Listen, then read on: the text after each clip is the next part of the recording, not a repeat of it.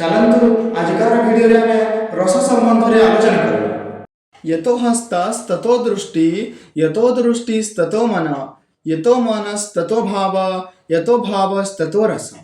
यार अर्थ हेउची जोठाकू हाथ गति करे आखि ता पछे पछे जाए, आखि जोठाकू जाए मन ता पछे पछे जाए।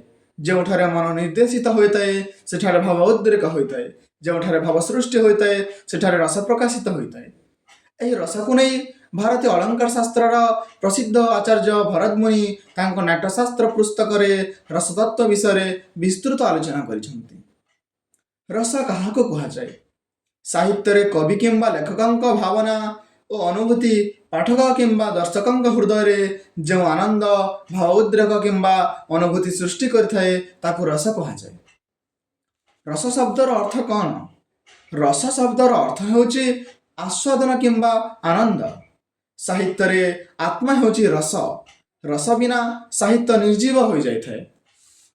रसर उत्पत्ति स्थायी भाव, विभाव, अनुभाव और संचारी भावर सम्मिलन रे रसर उत्पत्ति होता है।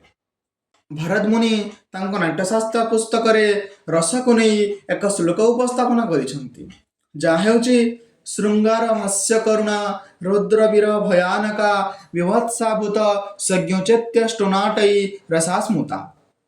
एही श्लोक से 8टी रस विषय वर्णना करी कहिजंती। सेगुड़िक है श्रृंगार, हास्य, करुण, रौद्र, वीर, भयानक, अद्भुत, विभत्स।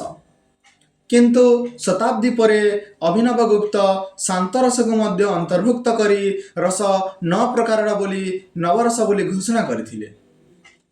वर्तमान में रस एवं स्थायी भाव और संक्षिप्त व्याख्या संबंध में आलोचना करिबा। श्रृंगार रसर स्थायी भाव हेउची रति, प्रेम और सौंदर्यर भाव रे श्रृंगार रस सृष्टि होइते। हास्यर स्थायी भाव हेउची हास, हस और आनंदर भाव रे हास्य रस सृष्टि होइते। करुणार स्थायी भाव हेउची शोक, दुख और करुणार भाव ठारे करुण रस सृष्टि होइते। रौद्रर स्थायी भाव हेउची क्रोध, राग रे रौद्र रस सृष्टि होइते। वीर रसर स्थायी भाव हेउची उत्साह, साहस और पराक्रम भाव रे वीर रस सृष्टि होइते।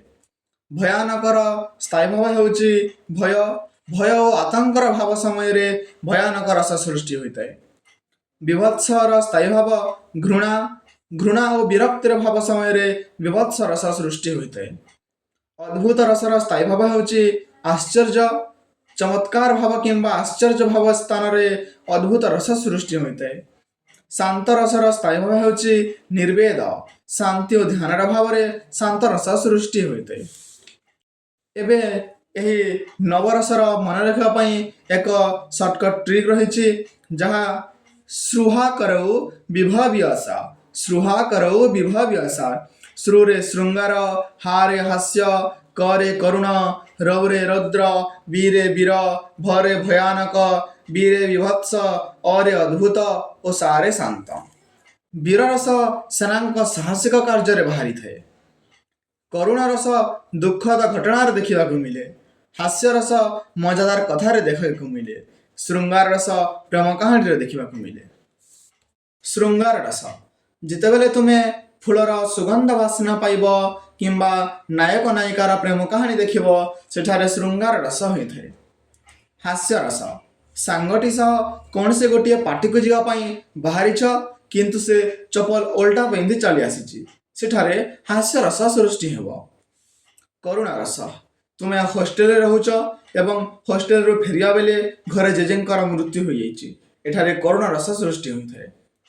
रौद्र रस तुम्हें ध्यान कला समय रे केही जण आसी तुम ध्यान भग्न कर देइछि, सेठारे तुम्हें रौद्र रस सृष्टि हो। वीर रस स्कूल पड़ियार गछलता को ध्वंस न करिया पई तुम्हें साहस सहित प्रतिवाद कल, सेठारे वीर रस सृष्टि होइछि।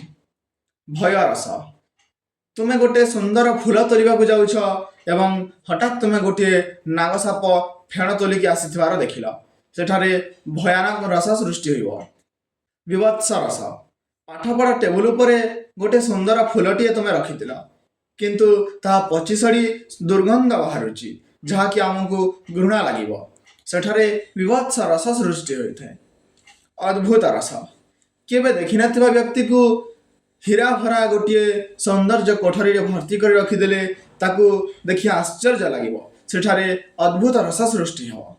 ଶାନ୍ତ ରସ, ପ୍ରକୃତିରୁ ଶାନ୍ତ ପାଇବା କିମ୍ବା ଧ୍ୟାନ କରି ମନ ଆତ୍ମା ଶାନ୍ତି ରଖିବାକୁ ଶାନ୍ତ ରସ କୁହାଯାଏ। ଧନ୍ୟବାଦ। ଆଶା କରୁଛି ଆପଣମାନେ ଭଲ ଭାବରେ ବୁଝିପାରିଥିବେ। ଯଦି କୌଣସି ପ୍ରକାର ଡାଉଟ୍ ଥିବ କମେଣ୍ଟ ମାଧ୍ୟମରେ ଜଣାଇଲେ ମୁଁ ନିଶ୍ଚୟ ରିପ୍ଲାଏ ଦେବି।